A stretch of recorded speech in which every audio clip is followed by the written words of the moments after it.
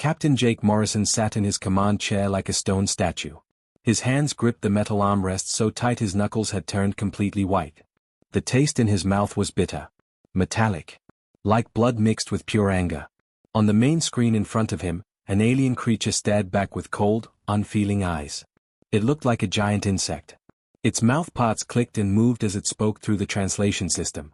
Each word hit Jake like a slap across the face. "Captain Morrison," the creature said in its emotionless voice, "your colony ships will give us their people for processing. If you refuse, we will take them anyway. The Helix Coalition needs biological material for our expansion." Processing. That single word made Jake's stomach twist into knots. He had seen what the Helix called processing before. He remembered walking through the ruins of Delta Prime Colony 3 months ago. The smell still haunted his dreams. Sweet and sick. The ground had been covered in a pink slime that used to be human beings. Entire families turned into genetic soup. Their minds sucked out and added to the alien collective consciousness. The coffee cup in Jake's right hand started making small cracking sounds. His grip was so tight the ceramic was beginning to break. "Sir." The voice was soft. Barely a whisper. Lieutenant Amy Rodriguez was trying to get his attention from her position at the communications desk. She was young. Maybe 25. This was her first deep space mission. Her first time seeing real aliens. Her hands were shaking as she worked her controls. "Sir," she said again, louder this time. "The colony ships are calling us. They want to know what to do. Captain Williams on the New Hope is carrying 3,000 people. Regular families. Workers. And sir." Her voice broke slightly. "There are children from the Earth Orphanage program. Kids who were going to start new lives on the frontier worlds." Jake closed his eyes tight. In the darkness behind his eyelids, he could see a little girl's face. Blonde hair in pigtails. Green eyes full of laughter. Emma. His daughter. She would be 7 years old now. The same age as many of those orphan kids on William's ship. But Emma was gone. Had been gone for 2 years. Cancer. The doctors on Earth tried everything. Nothing worked. Jake held her hand as she slipped away in that cold hospital room. Her last words were about seeing the stars someday. His breathing became fast and shallow. The old pain pressed against his chest like someone was standing on his ribs. The weight of losing everything that mattered. "Captain?" Rodriguez sounded worried now. Distant. Like she was calling to him from the bottom of a deep well. "They're waiting for orders, sir." Jake opened his eyes. Something had changed inside him. All the rules and regulations he lived by. All the careful diplomatic words and political games. All the fear and doubt. It all just burned away in that moment. Like paper thrown into a fire. His voice came out quiet. Deadly quiet. The kind of quiet that comes before a thunderstorm. "Amy," he said without looking away from the alien on the screen. "Open a communication channel to every ship in our fleet. Every captain. Every crew member. Every person who can hear my voice. I want them all to listen to what I'm about to say." Rodriguez's fingers flew over her controls. Green lights appeared on her board. "Channel open, sir. Everyone can hear you." Jake stood up slowly from his chair. His tall frame cast long shadows across the bridge under the harsh overhead lights. The bridge crew all turned to look at him.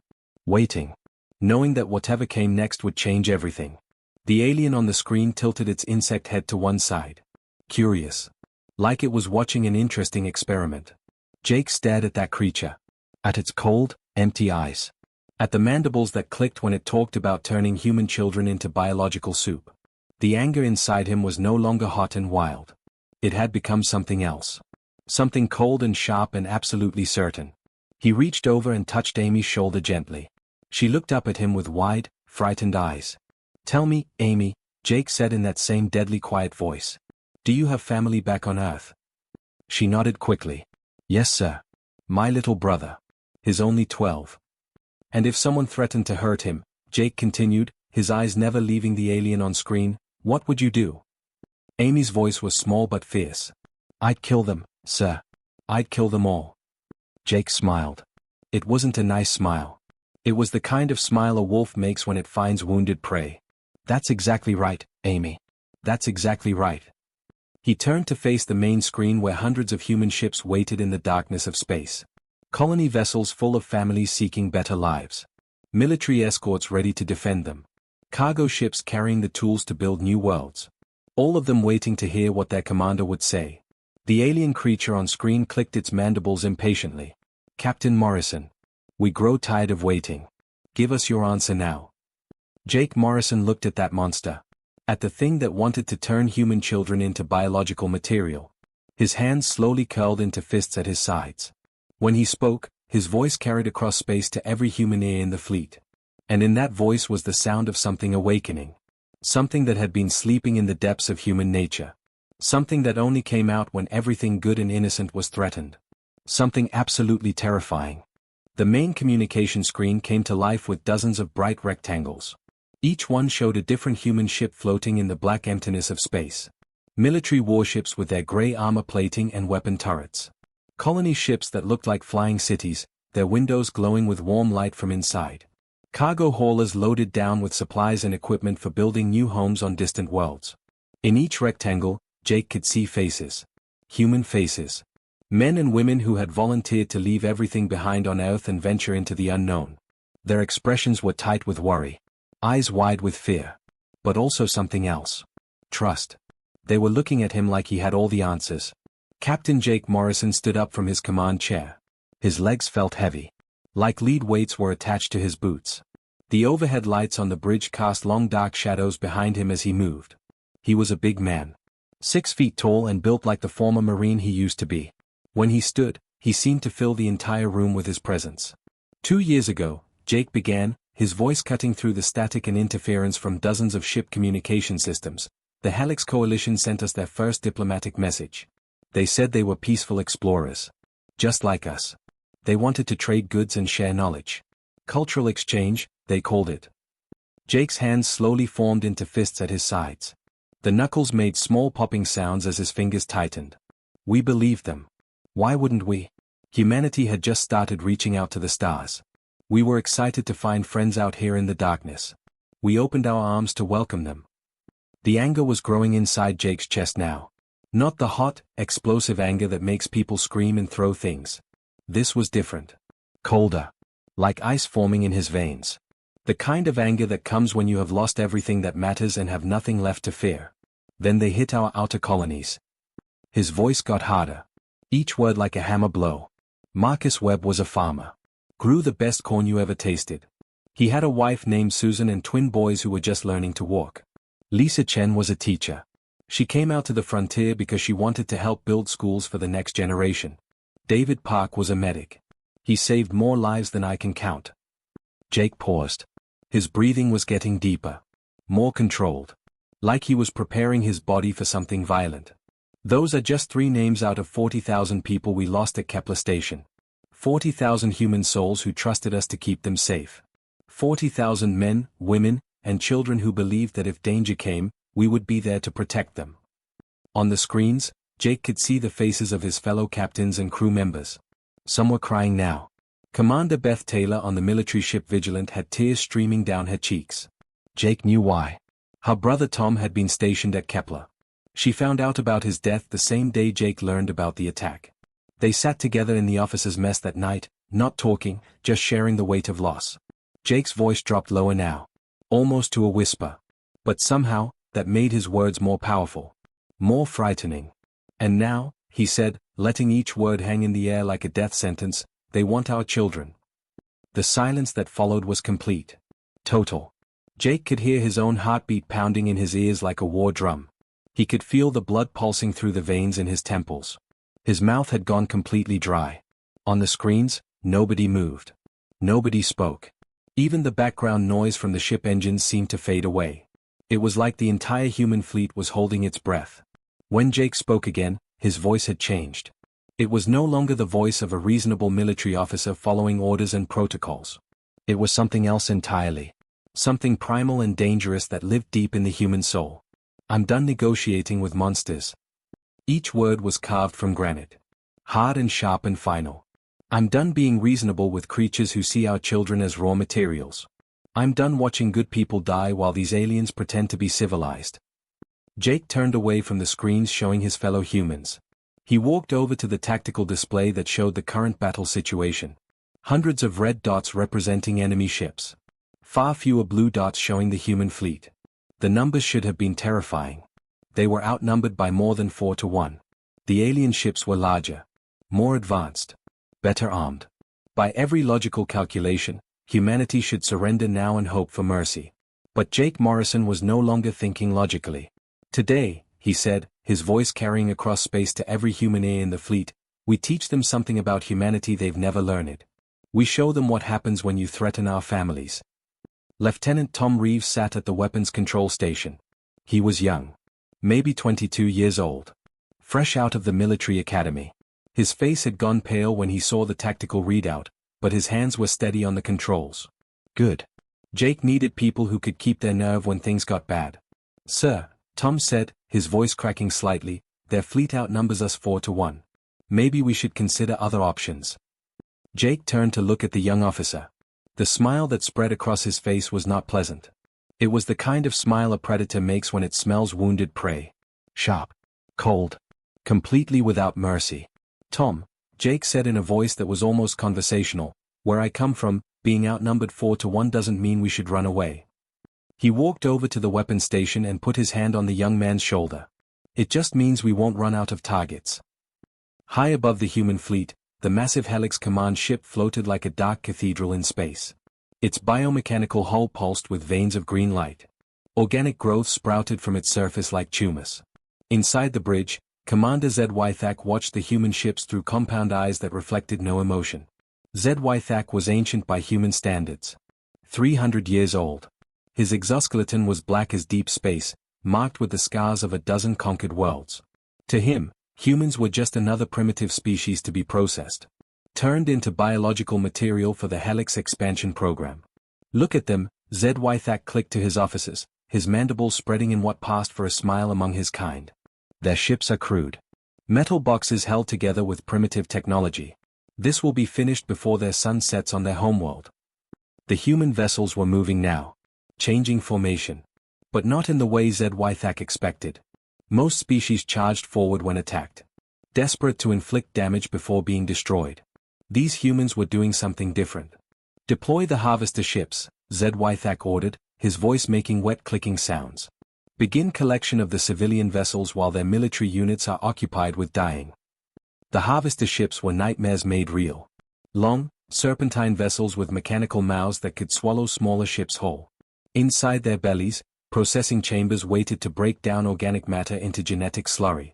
They moved forward through space like hungry snakes. But something was wrong. The human military ships weren't charging forward to meet the Helix fleet in glorious battle. Instead, they were spreading out. Moving into a defensive formation around their colony ships.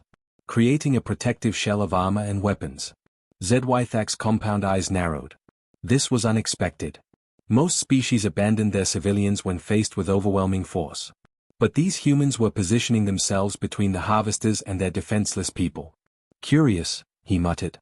They choose to die protecting the weak rather than selling their lives to damage us. Meanwhile, aboard the UES Retribution, Captain Jake Morrison felt something he hadn't experienced in months. Peace. The kind of calm that settles over a warrior's mind just before violence begins. His heart rate had slowed to a steady rhythm. His breathing was deep and controlled. The shaking in his hands had stopped completely. This was what he had been trained for during 20 years of military service. Not the endless meetings and political discussions. Not the careful diplomatic words and treaty negotiations. This was the simple mathematics of combat. Kill or be killed. Protect your own or watch them die. All ships, Jake transmitted across the fleet communication network, his voice steady and clear, weapons are free to engage. Target priority is any vessel approaching our civilian ships. Remember something, people. We're not fighting for territory out here. We're not fighting for resources or trade routes or political advantage. He paused, watching the alien ships moving closer on his tactical display. We're fighting for the right to exist. For the right to raise our children in peace. For the right to build something beautiful in this dark universe. Show them what that means to us. The first human salvo erupted across space like the birth of a new star. Dozens of railgun rounds fired simultaneously from the military escort ships. The weapons were primitive by galactic standards. Simple kinetic projectiles accelerated to incredible speeds by magnetic fields. No fancy energy beams or exotic matter warheads. But they were devastating in their simplicity. The first Helix ship to get hit was a medium-sized cruiser. The railgun rounds punched through its bioarmor like bullets through wet paper. Internal explosions rippled along its hull as critical systems failed. Green fluid that might have been blood sprayed into the vacuum of space. Then the ship simply came apart. Pieces of organic machinery and alien crew spinning away into the darkness. "Jesus Christ," whispered Lieutenant Amy Rodriguez from her communication station. Her hands were pressed over her mouth in shock. "Did you see that thing just disintegrate?" But Jake was already moving to the next target. His mind had shifted into combat mode, calculating firing solutions and target priorities with mechanical precision. The rage was still burning in his chest like a furnace. But now it was focused. Controlled. Turned into a weapon as sharp as any blade. The Helix response came quickly and brutally. Streams of superheated plasma erupted from their bioships like the breath of dragons. Living missiles that could change course mid-flight to avoid defensive fire. Energy beams that adapted their frequency to penetrate whatever armor they encountered. The human ship New Jersey took a direct hit from a plasma cannon. Jake watched her shields flare bright white and then die completely. Sections of her hull began to glow red-hot. Atmosphere vented from breached compartments like blood from a wound. Jake felt each loss like a physical blow to his chest. Good people were dying. Friends he had served with for years. But he didn't stop targeting enemy ships. Couldn't stop. Because behind him were 3,000 civilians who were counting on him to keep them alive. A new transmission crackled through the communication system. The voice was cold and alien, speaking through translation software. "Captain Morrison," the Helix commander said, "cease this futile resistance. Your primitive weapons cannot match our technology. Your losses are meaningless to us. Surrender now and we will process your people quickly. Without unnecessary suffering." Jake's response was immediate and decisive. He locked onto the source of that transmission and fired 3 railgun rounds directly at it. The alien ship staggered under the impact. Its bioarmor cracked. Internal fluids leaked into space. Then it broke apart completely in a shower of sparks and organic debris. Jake turned to Amy Rodriguez without taking his eyes off the tactical display where red enemy dots were closing in from all directions. "Amy," he said in a voice that could have cut steel, "send a message to the entire Helix fleet. Make sure every one of those alien bastards hears this loud and clear." Amy's fingers flew over her controls. "Channel open, sir. They're listening." Jake smiled. It was not a pleasant expression. "Tell them this, you wanted to know about human biology? Here's Lesson 1. We don't know how to quit. Lesson 2 is coming up real soon, and I don't think you're going to like it very much." The battle was just beginning. And the aliens were about to learn something about humanity they would never forget. 6 hours of continuous battle had turned the space around the human colony fleet into a nightmare landscape. Twisted chunks of metal drifted silently through the vacuum. Some pieces were human ship hulls, their gray armor plating scorched black by alien weapons. Others were fragments of Helix bioships, their organic components still twitching with artificial life even after being blown apart. The debris field stretched for thousands of kilometers in every direction. Broken weapon turrets. Shattered viewports. Emergency beacons blinking desperately from life pods containing survivors who might never be rescued. The whole area glowed with the eerie light of venting plasma and burning fuel. Captain Jake Morrison stood at the center of his bridge like a man possessed. His uniform was completely soaked through with sweat. Dark stains spread across his chest and back where the fabric clung to his skin. His hands had been gripping the command chair so tightly for so long that his fingers were cramped into permanent claws. Every muscle in his body ached from the constant tension. But his eyes never left the tactical display. Never wavered for even a second. The holographic screen showed the brutal mathematics of their situation. Red dots for enemy ships. Blue dots for human vessels. There were far fewer blue dots than when the battle began. The UES Manchester was gone. The Portland had been cut in half by a biobeam. The Denver was drifting powerless, her crew evacuated. But something impossible was happening. The Helix fleet was bleeding too. Jake could see it in the numbers. The aliens had lost over a third of their ships. Dozens of biomechanical vessels had been reduced to floating scrap metal by human railgun fire. For a species that had conquered half the galaxy, this was unprecedented. No one had ever inflicted such casualties on a Helix fleet. Yet they kept coming. Their bioships possessed technology that seemed like magic. Hull breaches sealed themselves with living tissue. Damaged weapons grew back like healing wounds. Computer systems that had been destroyed somehow regenerated within minutes. By every logical calculation, humanity should have been wiped out hours ago. But Jake Morrison had abandoned logic the moment these monsters threatened to turn human children into biological soup. "Sir." Lieutenant Tom Reeves called out from the weapons console. His voice was hoarse from 6 hours of non-stop combat reports. His young face was streaked with soot and exhaustion. "The Defiant and Washington are down to emergency power only. Commander Wilson is requesting permission to withdraw his ships to the rear." Jake's laugh was harsh and bitter. Like broken glass scraping against metal. "Tell Commander Wilson that withdrawal is not in our vocabulary today," Jake said, his voice carrying across the bridge. "Those ships stay in the line until they're nothing but floating wreckage." He stood up slowly from his command chair. Every joint in his body protested. His back felt like someone had been beating it with hammers for the past 6 hours. But he forced himself to move, to project strength and confidence for his crew. "Amy," he said to Lieutenant Rodriguez at the communication station, "open a direct channel to Captain Williams on the New Hope." The main screen flickered and changed to show the interior of the colony ship's bridge. Captain Rob Williams appeared on screen, and Jake felt his heart clench at what he saw. Williams was a good man. A veteran of the Mars campaigns. But right now he looked like he had aged 20 years in the past 6 hours. Williams' weathered face was streaked with soot and sweat. His uniform was torn in several places. Behind him, Jake could see into the ship's main corridors through the open bridge doors. Families were huddled together on the floor. Mothers holding their children close. Fathers clutching makeshift weapons they had fashioned from tools and spare parts. The children's faces haunted Jake the most. Wide eyes filled with fear they were too young to understand. Some were crying silently. Others clung to stuffed animals and toys, trying to find comfort in familiar things while their whole world fell apart around them. "Jake," Williams said, his voice cracking with exhaustion, "the families are asking me, they want to know if they should prepare for the worst. Some of the parents are asking if there's a way to make it quick for their kids if the aliens break through." The words hit Jake like a physical blow to the chest. The rage that had been simmering inside him for the past 6 hours suddenly exploded into white-hot fury. His vision narrowed until all he could see was William's face on the screen.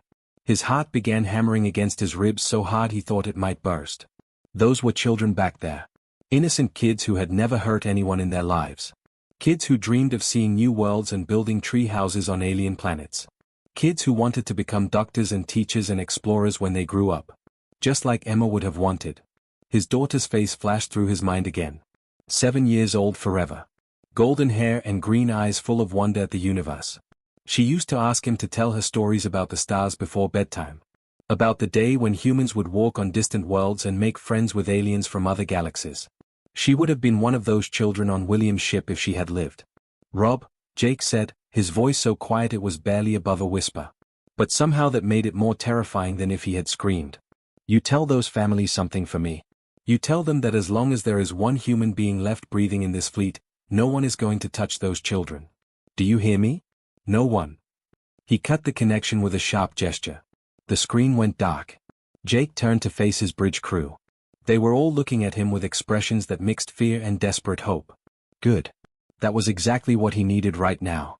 "All remaining ships," Jake announced over the fleet communication network, his voice carrying to every human vessel still capable of fighting. "This is Captain Morrison. I want every weapon we have left focused on one target. That massive command ship at the center of their formation. We're going to cut the head off this snake." Lieutenant Amy Rodriguez looked up from her station, her face pale with exhaustion and worry. "Sir, that command ship is twice the size of our largest battleship. The amount of firepower it would take to bring it down." Jake turned to look at her. The smile that spread across his face was predatory. Dangerous. Like a wolf that had been backed into a corner and decided it was time to start killing. "Amy," he said in a voice that could have cut through steel, "sometimes you don't need to be stronger than your enemy. Sometimes you just need to be angrier." The final assault began not with military strategy or careful planning, but with something far more primitive. Pure human rage channeled into a weapon of war.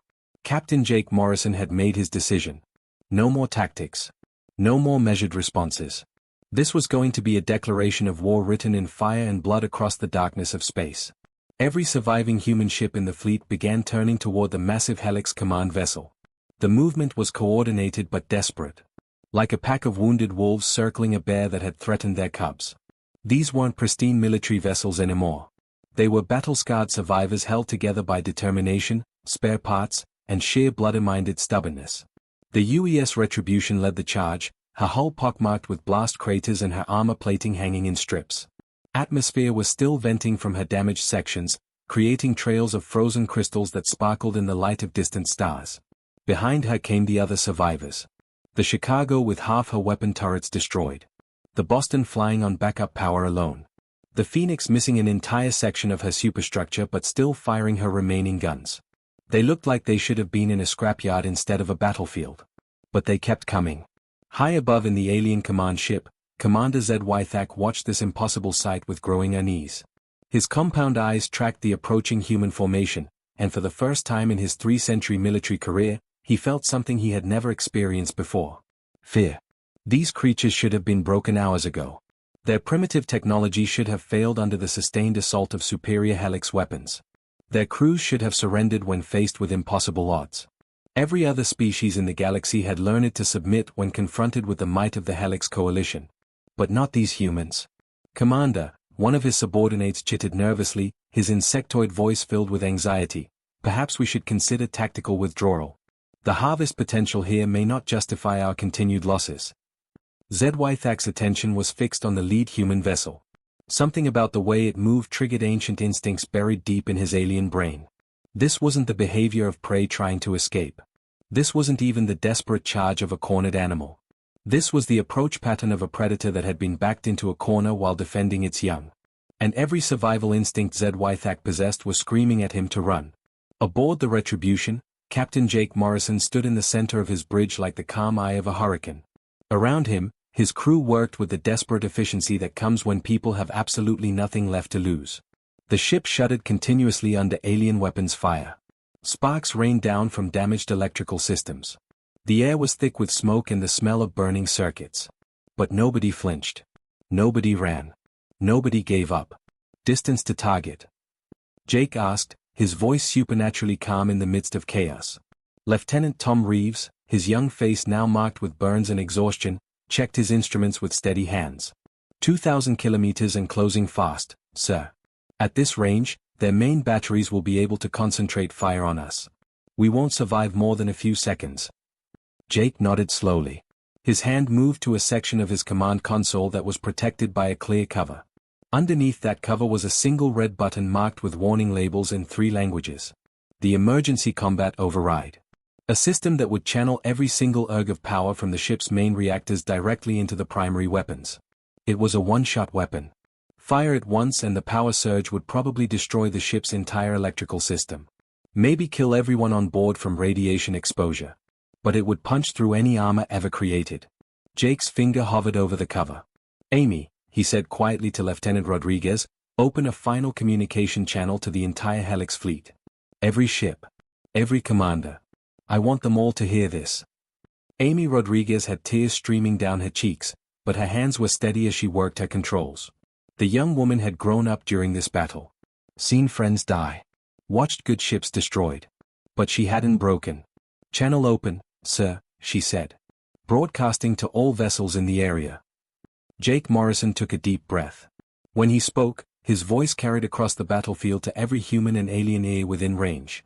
It was the voice of someone who had seen everything he cared about threatened and had decided that some things were worth dying for. You came into our space demanding our children, Jake said, his words cutting through the static and interference of battle. You looked at our families and saw nothing but biological material to be processed. You thought we were weak because we tried diplomacy first. Because we offered you peaceful contact instead of violence. The massive Helix command ship was filling their main view screen now. A nightmare of biomechanical technology and organic weapons. Its surface writhed with defensive systems preparing to deliver the killing blow. Weapon ports were opening like hungry mouths. Jake's finger moved to the red button. Let me explain something about humanity that you clearly don't understand. We don't fight because we hate what's in front of us. We fight because we love what's behind us. His voice got harder. Colder. Like winter wind blowing across a graveyard. You want to know what makes human beings dangerous? It's not our weapons. It's not our ships or our technology or our tactics. It's the fact that when you threaten our families, we stop being civilized. We stop being reasonable. We become something else entirely. The Helix command ship's main batteries were charging now. Energy readings were off the charts. One blast from those weapons would vaporize the Retribution instantly. Jake Morrison smiled. It was not a pleasant expression. Today you learned that humanity doesn't surrender, he said, his voice carrying across space like a funeral song. We don't negotiate with monsters who want to hurt children. We don't show mercy to creatures that see our babies as raw materials. He pressed the button. The Retribution's main guns fired with the concentrated fury of a dying star. Every joule of energy from the ship's reactors was channeled into a single, devastating beam of pure destruction. The weapon's discharge lit up the entire battlefield like a second sun being born. The beam struck the Helix Command ship dead center and punched through its shields, armor, and hull like they were made of tissue paper. Internal explosions rippled along the alien vessel's length as critical systems overloaded and failed. Then the entire massive ship broke apart in a silent explosion that painted the darkness with fire. In the aftermath, as secondary explosions rippled through the remaining alien fleet, Jake Morrison collapsed into his command chair. His body felt like it weighed 1,000 pounds. Around him, his surviving crew members were weeping with exhaustion, relief, and grief for all the friends they had lost. But they had won. Against impossible odds, humanity had won. Commander Zed Wythak, if he had survived the destruction of his command ship, would have been shocked to his alien core. The Helix Coalition had ruled this galaxy for millennia. They had conquered hundreds of worlds, processed millions of sentient beings. But they had never encountered anything like human protective rage. Faced with a level of fury they had never imagined possible, the remaining Helix ships began a full retreat. They had come expecting to harvest a weak species. Instead, they had awakened something primal and terrifying. The protective instinct of a species that would literally die before allowing harm to come to their children. As the alien ships fled into the darkness, Jake Morrison whispered a promise to the empty space where so many good people had died. They'll remember this day. They'll remember that when you threaten humanity's future, we don't just fight back.